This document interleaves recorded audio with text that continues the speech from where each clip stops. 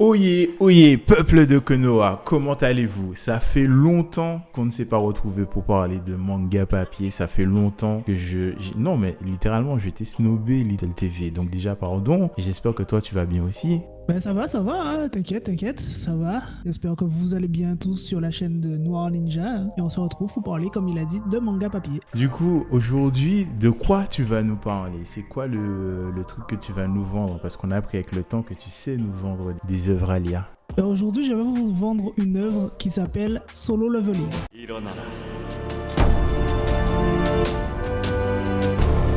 Et qu'est-ce que c'est Solo Leveling? Solo Leveling, c'est une œuvre particulière déjà dans son cheminement parce que à la base, c'est un light novel qui a été d'abord décliné en webcomic, en webtoon, et qui depuis quelque temps sort sous forme de manga papier, ce qui est très rare. Et j'attends avec impatience l'adaptation animée, mais vous allez comprendre pourquoi tout à l'heure. Mais l'adaptation animée de quel support? Du manga? Du manga ou du webtoon, hein.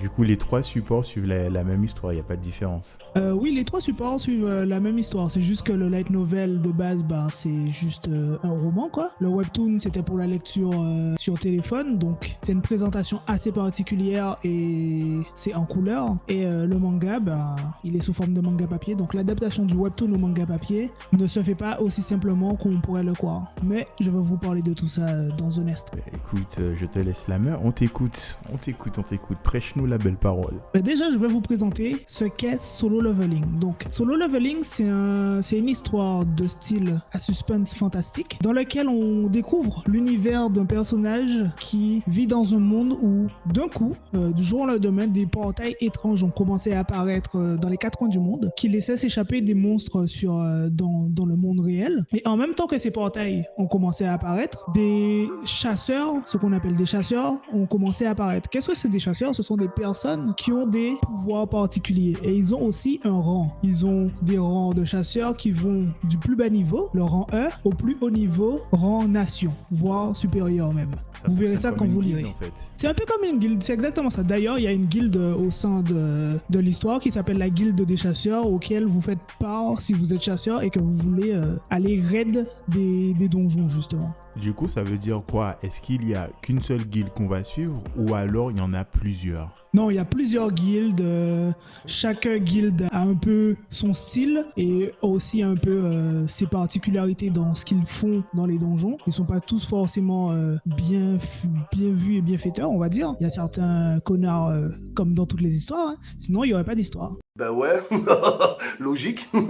Alors, puisqu'on en a une, est-ce que tu pourrais nous dire ce qui va se passer dans celle-ci? Et dans cette histoire, on va suivre un chasseur qui s'appelle Jinwoo. Qui est Jinwoo? C'est le plus faible des chasseurs du plus faible rang possible. C'est un chasseur de rang E qui un jour va aller dans un raid pour pouvoir ramener des pierres du raid parce qu'il a besoin d'argent pour les soins de sa mère. Sauf que malgré le fait que ce soit un raid qui normalement devrait totalement bien se passer, tout va foirer au bout d'un moment et tout va mal se passer. En gros, il va littéralement mourir. Ou on croit qu'il va mourir, plus précisément. Ce n'est pas un spoil, c'est juste le début de l'histoire. C'est comme ça que ça commence. Et tout d'un coup, il se réveille à l'hôpital. Et en se réveillant à l'hôpital, il se passe un truc absurde. Il n'y a qu'à lui que ça arrive. Il peut voir une sorte d'HUD, un écran d'affichage, comme s'il était dans un jeu, où il a un inventaire, il a des niveaux, il a des stats, et il doit faire des quêtes journalières. Et plus il en fait, plus il devient fort. D'où le titre. Alors concrètement, en fait, il voit la matrice. Concrètement, c'est ça, en fait. Il voit, en fait, un système qui lui donne des informations sur le monde, sur lui, et qui lui permet d'évoluer. Et il est le seul à voir cet HUD et à pouvoir faire des trucs dans ce système. Mais attends, c'est abusé, mais c'est carrément cheaté. Quel est l'intérêt limite de suivre un personnage comme ça? Au début, c'est pas forcément cheaté parce qu'il est toujours quand même s'il peut évoluer, au tout début, il est toujours Jinwoo, le chasseur de rang E, de plus faible niveau. C'est juste qu'il va évoluer petit à petit, mais en évoluant petit à petit, on va se rendre compte que c'est lié aussi au portail et qu'il y a quelque chose derrière qui se trame. Et qu'il doit évoluer s'il veut pouvoir sauver le monde plus tard. Ok, de ce que je comprends, au-delà de ces histoires de guildes et de quêtes, il y a un grand complot derrière sur lequel on va un petit peu nous teaser. Et du coup, ça me force à me poser une petite question. Est-ce que les quêtes de ce Jinwoo sont suffisamment intéressantes pour nous tenir en haleine jusqu'à ce qu'on découvre qu'est-ce qui se trame derrière tout ça? En fait, ce qui va nous tenir en haleine, c'est que Jinwoo, au tout début, ses premières quêtes, ce seront va courir tant de kilomètres, fait tant de pompes, tant de squats, et on va se dire, ok, c'est ça ses premières quêtes. Attends, mais c'est quoi l'objectif? Rivaliser carrément avec Saitama? Devenir plus fort. Mais la toute première fois, il prendra pas garde de ses quêtes et il ne les fera pas et quelque chose va lui arriver. Et à partir de là, il va commencer à écouter le système, donc à évoluer et faire ses quêtes. Mais en marge de tout ça, il va aussi commencer à vouloir lui-même devenir plus fort et potentiellement monter sa propre guilde, se servir de ce système pour justement pouvoir récolter des fonds pour aider sa mère. Donc c'est ça qui va nous tenir en haleine au tout début. Et nous mener justement jusqu'au moment où on comprendra un peu plus qu'est-ce qu'il y a derrière ce système. On va essayer de pas trop spoil pour que vous puissiez découvrir pourquoi tout ça lui arrive, qui il est vraiment, qu'est-ce qu'il y a derrière les donjons et qu'est-ce qui va advenir de lui dans le futur. Je vais pas te harceler de questions vu que tu veux pas spoil. Et peut-être, est-ce que tu peux nous parler du visuel, puisque je sais que tu attaches énormément de valeur aux planches, au dessin et au rythme de l'action.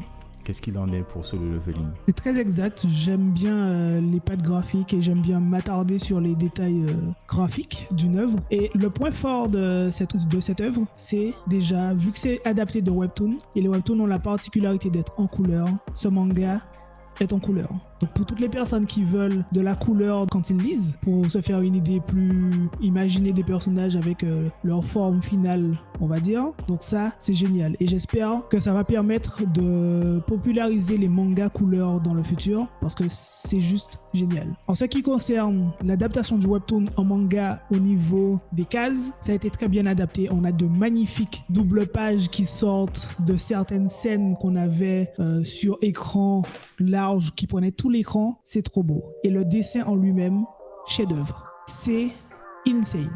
Les détails de chaque planche, c'est trop beau. Cette œuvre est une œuvre d'art. Je sais qu'on va dire que je dis ça souvent. Un peu. Mais c'est juste trop beau. C'est bien dessiné. C'est une œuvre d'art finalement. Ah, peut-être que justement comme j'aime ça, je m'attarde sur les dessins et je lis que des œuvres d'art. Mais il prend soin de chaque détail et il rend l'action insane à chaque fois.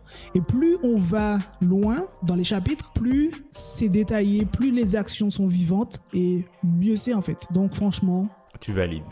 Je valide totalement. Et du coup, il me vient à l'esprit deux questions pour clôturer. Tu as dit que c'était en couleur. Finalement, est-ce que ça n'impacte pas la parution de chaque tome ou volume? Et ce qui va me conduire finalement à la dernière question, où est-ce qu'on peut les trouver, ces tomes ou volumes? Alors, ça impacte peut-être la parution des tomes. Je pourrais pas encore le dire parce que justement, le problème c'est que pour le moment, il y a que 2 tomes qui sont sortis en français. Et ça, c'est très dommage parce que quand vous allez commencer, vous voudrez lire tout de suite la suite.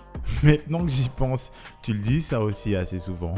Ben, c'est vrai que je le dis souvent, mais quand on commence, on a envie de savoir ce qui se passe. Et là où on peut les trouver, c'est aux éditions Delco, K-Books. Vous pourrez trouver les 2 tomes sortis à ce jour. Et j'espère que même si c'est en couleur, ça va avoir une parution régulière assez rapide de chaque tome. Alors, dernière question, je le promets, tout ce que j'ai envie de savoir, est-ce que tu es au courant d'une adaptation animée qui serait prévue ou pas? Ben pour le moment, il n'y a pas de date connue de parution d'adaptation en animé, enfin pas que je sache. Et j'espère que ce sera pour bientôt, parce que cette œuvre le mérite, franchement. Alors là, je pense que nous avons le mot de la fin parfait. Et donc, on va juste se contenter de te dire merci pour cette présentation. Merci à toi. Hein. Mais de rien, Little TV. En tout cas, en ce qui concerne le peuple de Konoha, on vous laisse la main en commentaire pour que vous puissiez nous dire ce que vous avez pensé de la vidéo, qu'est-ce que vous pensez de Solo Leveling, est-ce que vous allez vous y mettre. Et en attendant que cela se produise, je vous souhaite une très belle et longue vie. Au revoir, merci. Au revoir, merci. Au revoir, merci.